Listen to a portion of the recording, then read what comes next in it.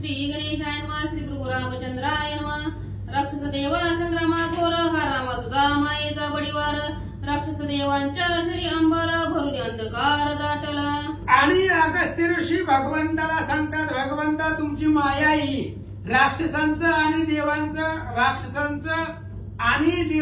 किंवा राजा रावणाचं आणि इंद्राचं जे युद्ध आहे ते सगळं असणारं तुमच्या मायेचं सामर्थ्य आहे। राक्षसांनी देवांचं त्या ठिकाणी कसं घनघोर युद्ध झालं, त्यांनी एवढे बाण सोडले, त्या बाणाने सगळं आकाश व्यापून गेलं। कोण कोणी न दिसे स्पष्ट तम दाटले अति उत्कृष्ट वीरे वीर पावले कष्ट तया दिगे सावध। आणि त्या युद्धामध्ये फक्त तिघेजण सावध होते, कोणाचंच कोणाला काही कळत नव्हतं, एवढे बाण सुटलेले होते, दिवसा अंधार पडलेला होता, बाणामुळे सूर्य झाकून गेलेला होता, मोठमोठ्याने ते ताकदवान वीर होते, त्यांनाही कष्ट झालेला होता, त्याच्यामध्ये तिघजण सावध होते। कोण कोण होते ऐका। एक राक्षस दुजा राजकुमार तिजा इंद्रधनुर्वाळ दुर्धर परस्परे करीती रणमार घाय दुर्धर हानी। अख्ख्या रणांगणामध्ये फक्त तिघजण सावध होते, एक राजा रावण, दुसरा त्याच रावणाचा मुलगा इंद्रजित आणि तिसरा इंद्रदेव, हे तिघजण सावध होते।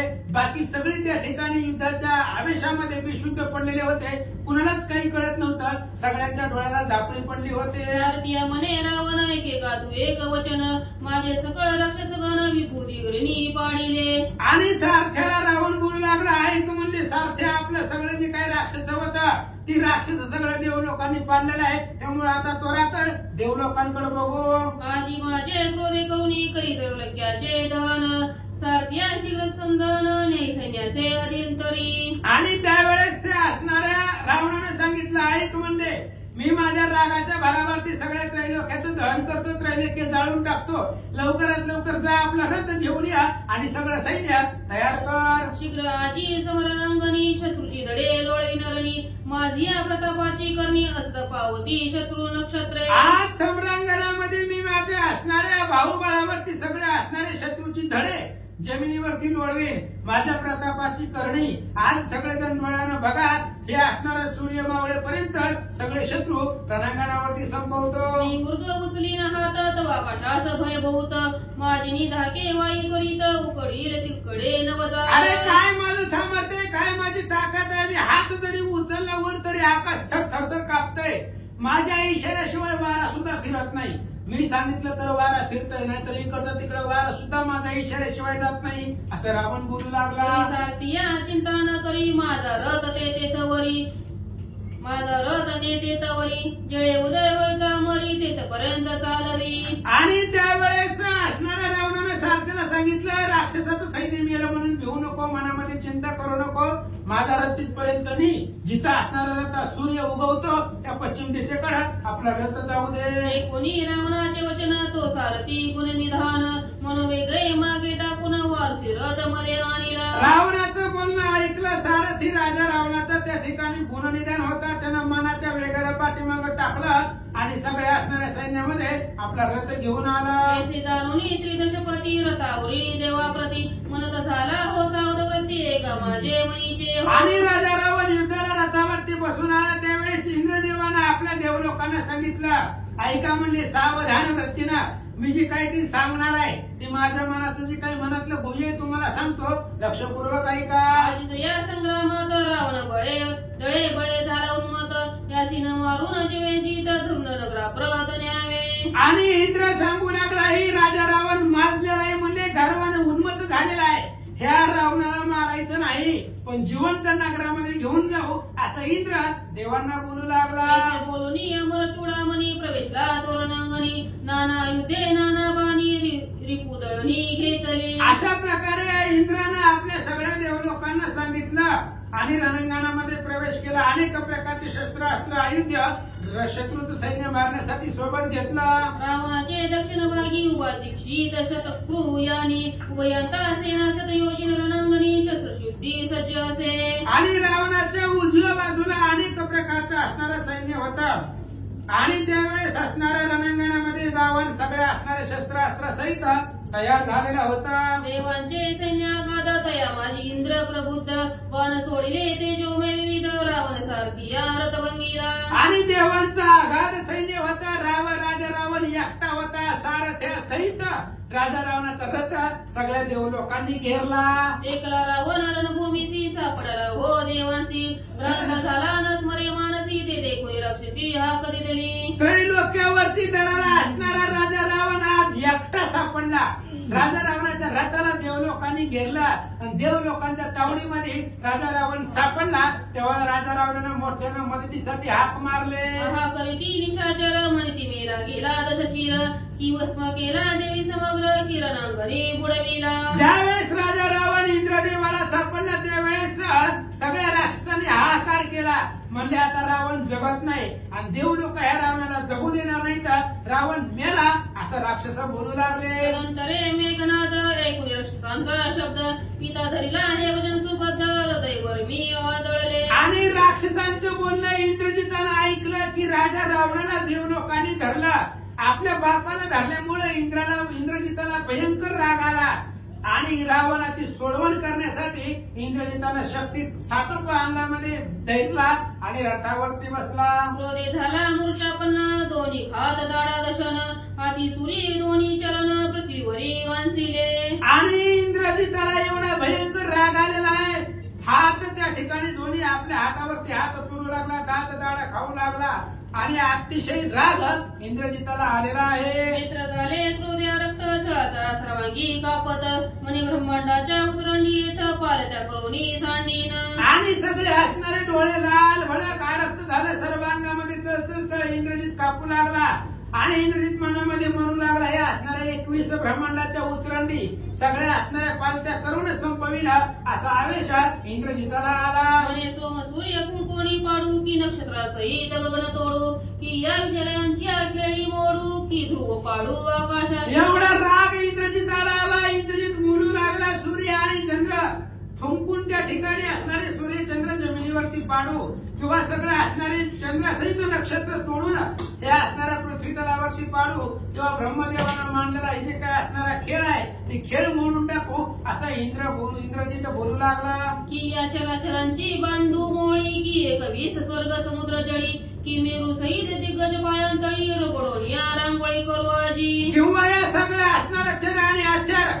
ह्या चराचराचे आपण मोळे बांधू 21 स्वर्ग समुद्रामध्ये त्या ठिकाणी फेकून देऊ किंवा असणारी जी काही जमीन आहे त्या जमिनीचं उदर त्या ठिकाणी चिरू किंवा की मंगळ मातेचे उदक चिरू की सप्तसागरांचा बोट भरू की कुर्माची पाठ शतकूट करू हे अवनी धरिली मनोनी किंवा त्या ठिकाणी असणारं जे काय पृथ्वी आहे त्या पृथ्वीचं पोट फाडू किंवा सप्त समुद्र आहे त्या सप्त समुद्र एकाच बोटामध्ये त्या ठिकाणी पिऊन टाकू किंवा कुर्मा आहे त्या कुर्माची पाठ सुद्धा त्या असणाऱ्या पाठीची भोगाभोगा करू कारण या कुर्मानच पृथ्वी पाठीवरती धरलेली आहे एवढा आवेश इंद्रजिताला आला रुद्रावेशे राजकुमार युद्ध प्रवर्तला दुर्धर शुक्रे दिदली होती माया घोर ते घातली वैर्यावरी आणि रुद्राचा आवेश जसं महादेवाला भयंकर राग यावा तेवढा राग इंद्रजिताला आलेला आहे युद्धामध्ये त्या ठिकाणी इंद्रजित निघाला शुक्रानं दैत्यगुरु शुक्राचार्याने जी माया दिलेली होती तीच माया इंद्रजितानं शत्रूवरती त्या मायेचं प्रेरण केलं ते मायेचे सांगता विंधान अथवा करिता ही वर्णन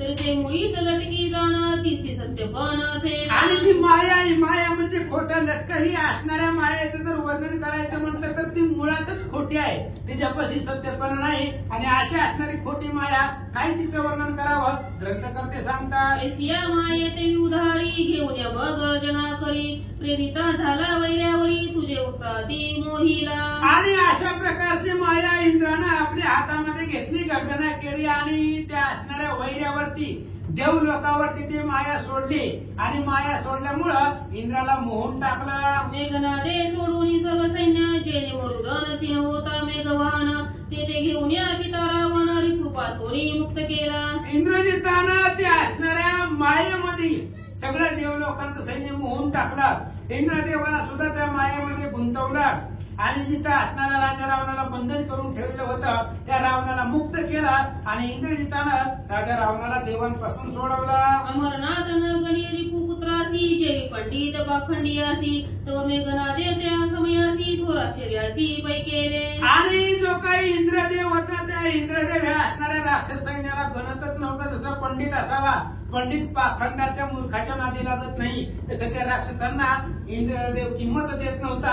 पण त्यावेळेस इंद्रजितानं एक थोर आश्चर्य केलं. ऐका, सुवर्णपुंखी तीक्ष्ण शर सोडिता झाला दशानन कुमार तिने इंद्ररथाचे वारू चूर रथमोडीनी दूर पाडिले. आणि इंद्रजिताने एक लाघव केलं. सोन्यासारखा असणारा तीक्ष्ण अशा प्रकारचे बाण होते ते बाण राजा रावणानं इंद्रजितानं सोडले आणि त्या असणाऱ्या बाणाने इंद्राचा रथ आणि त्याचे असणारे घोडे त्याचा वध इंद्रजिताने केला. इंद्र झाला ते काळी विरथ सेवेचे रावती आरूढ होत अतिमायावी रावण सुत काय सांगू रघुराजा. काय सांगावं रामा त्या इंद्रजिताची माया. त्या असणाऱ्या इंद्रजितानं आपल्या बाणावरती इंद्रदेवाला विरोध केला. लगेच इंद्र ऐरावत हातीवरती आरूढ झाला. त्यावेळेस इंद्रजितानं काय काय केलं किती किती सांगू रामा. ऐका, कृपाळू व अवनिजापती तुझ्या तर्के माया तर्के स्थिती तू अवतारली घेऊन गुंदी नाना केली खेळसी. अहो भगवंत ही तुमचीच माया आहे. इंद्रजिताला प्रत्येक ठिकाणी विजय भेटतो. ही तुमचं सामर्थ्य, तुमची माया आहे. तुमची माया अतर्क्य आहे. कोणालाही तिचा तर्क करावला जात नाही. अवताराची बुंती घेऊन तुम्हीच हे नाना प्रकारचे खेळ खेळतात. अगस्त्य ऋषी भगवंताला बोलतात, या ब्रह्मांडाते रचिता तो कुमरू तुझा तत्वता जेने हे मही घेता माथा तो तुझ्या अंग रखता दवळला. अहो भगवंता श्रीरामचंद्र हे असणाऱ्या ब्रह्मांडाला निर्माण करणारा ब्रह्मदेव आहे. ती ब्रह्मदेव सुद्धा तुमचं लेकरू आहे. एवढंच नाही, ज्यानं पृथ्वीला डोक्यावरती घेतला आणि त्या असणाऱ्या शेष नागावरती तुम्ही रोज शयन करता असं अगस्त्य ऋषी बोलतात. योगी यांचा मुकुटमणी ज्याची म्हणती शूळ पाणी तो तुझे पायांचे पायवणी मंदोरी नाम स्मरत असे. अहो योगी यामध्ये मुकुटमणी तप करण्यामध्ये जप करण्यामध्ये श्रेष्ठ असणारे महादेवजी आणि ते महादेव सुद्धा तुमच्या असणाऱ्या चरणाचे तीर्थ रोज घेतात. त्यांच्या मुखामध्ये सदोदिन तुमचं नाव आहे असं अगस्त्य महाराज बोलतात. म्हणे श्री रघुनाथा वेदशास्त्र न कळे तुझी कथा साई दर्शने विवादता तुझी अंत न पावती. आणि अगस्त्य ऋषी सांगतात भगवंता तुमची कथा वेदशास्त्राला स्मृतीला पुराणालाही कळत नाही. सहा असणाऱ्या त्या ठिकाणी साई शास्त्र जरी विवाद केला तरी त्यांना सुद्धा तुमच्या असणाऱ्या स्वरूपाचा तुमच्या कथेचा अंत लागत नाही असं अगस्त्य ऋषी सांगतात. करोनी मायेचे विंदान इंद्र फुलविला रणांगण शरवर्षे ते न दिसे जाण खेदा ते मन पावले. आणि मायेचे विंदान केलं आणि इंद्रजिताने इंद्राला भुलवलं. तसं शरबंधनामध्ये राम लक्ष्मणाला शरबंधनामध्ये टाकलं तेव्हा अतर्क्य गतीने इंद्रजित बाण सोडत होता. गुप्त गतीने बाण येत होते. बाण मागायला दिसत नव्हता. तीच माया इथं वापरली. इंद्राला मोहून टाकलं कारण बाण सोडणाराच इंद्राला दिसत नव्हता. त्यामुळे वेळ लागल्यासारखं झालं. क्षते क्षीण देखुनी देवेंद्र ते समय धावला राजकुमार औचिता धरून अमेंद्र गळाबंधन पैकी. आणि बाणाच्या जखमा इंद्र देवाला झालेल्या होत्या. त्यामुळे इंद्रदेव क्षीण झालेला होता. सगळ्या अंगाला बाण लागलेले होते. इंद्रजितानं पाहिलं तेवढ्या वेळामध्ये इंद्रजिताने इंद्राला धरलं आणि इंद्रजितानं इंद्रदेवाच्या गळ्याला बांधलं. आपणा धरले होते म्हणून ते संधीरावने साधून करिता झाला शस्त्र प्रेरण मरुदन लक्षोनी. आणि राजा रावणाला सुद्धा राग आला. मला पकडतात एकट्याला बघून पकडतात म्हणून राजा रावणाला भयंकर राग आला आणि इंद्रदेवाचं जे सैन्य होतं त्या सैन्यावरती राजा रावण बाणाचा वर्षाव करू लागला. राक्षसी इंद्रनी धरिला भेने सुळा पळ सुटला कित्येकांचा संहार रावणे केला उरले ते पुरी प्रवेशले. इंद्रजितानं इंद्राला रणांगणामध्ये जिवंत पकडलं. त्यामुळे इंद्रदेवाचं सैन्य सम्रांगणामध्ये पडू लागलं आणि जे उरलं सुरलं सैन्य होतं त्या सैन्याचा वध राजा रावणाने केला.